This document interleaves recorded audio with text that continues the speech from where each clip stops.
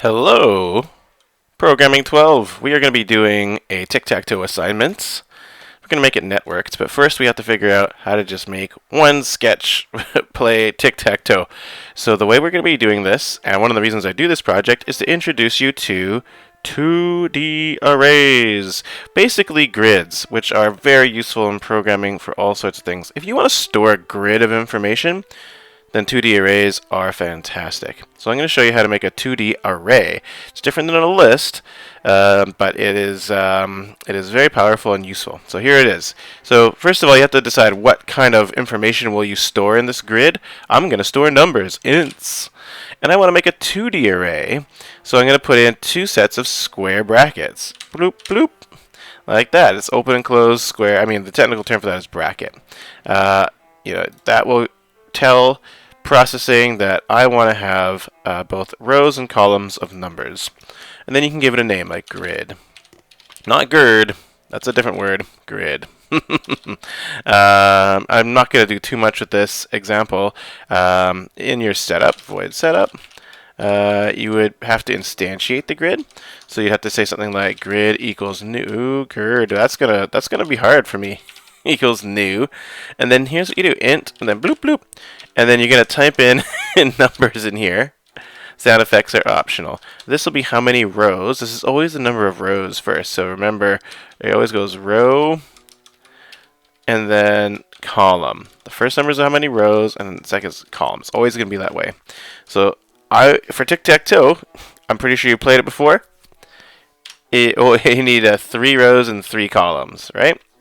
If I have a handy dandy tic-tac-toe picture here ready to go, here you can count. That's a 3x3 grid that you play tic-tac-toe on. 1, 2, 3 rows and 1, 2, 3 columns. So just to be really clear, the rows are going across. So this is row 0. Technically, the first row is 0, row 1, and row 2. For columns, this is column 0, column 1, and column 2. So you can see there's 3 rows and 3 columns. So that is the dealio there. Now, what else can we do with this? Well, we can also, in I guess void draw, we can access this information. Actually, I'll show you first of all how do you set the numbers. All these right now are zeros in here. Every single space on in this grid is set to 0 by default. But we can print a particular number that's in that grid, or change it, or access it by doing the following. So just like you might say x equals 3, apparently I typed, or whatever number you want to do, you can set a particular box in your grid, or a particular cell in your grid. Like if I want to access this, or this, or this one, you can access particular ones in your grid and then set them to a number just like you would a variable. So the way you do that is with something like this. You could say grid, and then you give in the square brackets the row. So let's say we want to set the top left-hand corner. That would be grid row 0, column 0, and we can set that to 9, for example. So in the grid, all of a sudden there would be a 9 in that corner. Or you can set it to -1, or whatever number you want to set it to. I'll set it to 1, for example. So here's a skill testing question for you. I'm going to type this out, grid blank blank. I can set it equal to something. Now if I wanted to do, say, this one right here, I want to set this particular number to 1, this cell in the grid, I want to set that to 1. What would be my row and column, and how would I code that? So let's take a look at the answer. So that is going to be the last row, so row 2, because it goes 0, 1, 2, and the column is the middle column, so that's 0, 1, 2 of the column, so it'll be column 1, and set that to 4. Alright, so that's how you would interact directly with these. Most likely what we're going to do is stick in some kind of variable in here and calculate what variable that should be based on our mouse clicks. So that's the basics of the 2D array stuff. We could also scan them and do things with them. You can make a loop to go through a 2D array. So I'll show you how to do that loop. It's very similar to the loop that we use to go through, for example, a image. If we want to scan an image, say, to load in the F boxes for our platformer, or when we did the RPG project last year, if you want to scan through an image to load in the rooms for our RPG, it's very similar. So I'll show you how we might do that. So I'm going to make int column equals 0, int row equals 0. These are going to be variables. I guess I'll stick to the row comes first idea.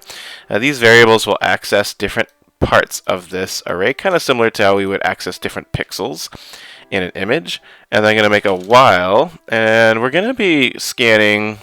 We're going to scan across the rows. So I'm going to scan row 0 first, and then column 1. 0, 1, 2, and then go down to row 1 and scan column 0, 1, 2, and then I'll go down to row 2 and scan column 0, 1, 2, and then I'll go beyond. Once I get to row 3, then I'm done. So I know I need to stop at row 3. So I'm going to go back to here and say while row is less than 3. So then I'm going to do something with the contents of that particular row and column, and then I'll say column plus plus, and what this will do is it'll move me down to the next column. So I'll start at row 0, column 0, and then the next time through the loop I'll be at row 0, column 1, and then next time I'll be at row 0, column 2, because this will be increasing. But then I'll get in trouble because I'll get to the end, right? I'll do row 0, column 1, column 2, column, row 0, column 0, column 1, column 2. When I get to 3, though, there's nothing there. I need to go back to the beginning and down a row. So that's where I'm going to do if column equals 3, I am going to set column back to 0 and then row plus plus. This is what moves me down to the next row. So this structure will allow me to traverse through the space. So let me go through and scan it. Now, what do you do with this? That's a good question. So, for example, we maybe want to print out the contents here. So what I'm going to do is I'm going to print out what's at the row. So I'm going to print grid row column. And when I get to the end of the row, this will print down here on the console. When I get to the end of the row, I want to also print line to go to the next line in the console. So I'll say print line.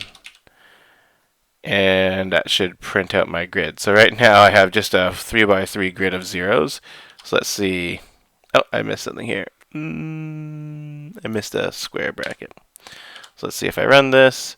Oh, that's unfortunate. Maybe I should not actually do this as a loop. Let's get rid of the setup and draw, because this is just an example.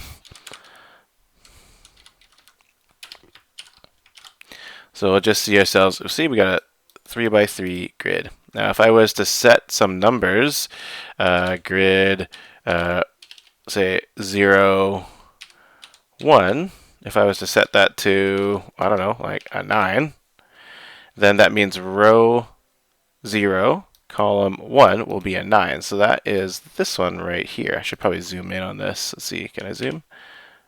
Yeah, I can zoom. So that'll kind of change where my grid space is going to be. So I run that, and we'll see, sure enough, that one is now a 9. Oh. And if I change this to a 2, and I set that to 9, then instead we'll see, that one being the 9. So this is the data structure that will hold our information for tic-tac-toe.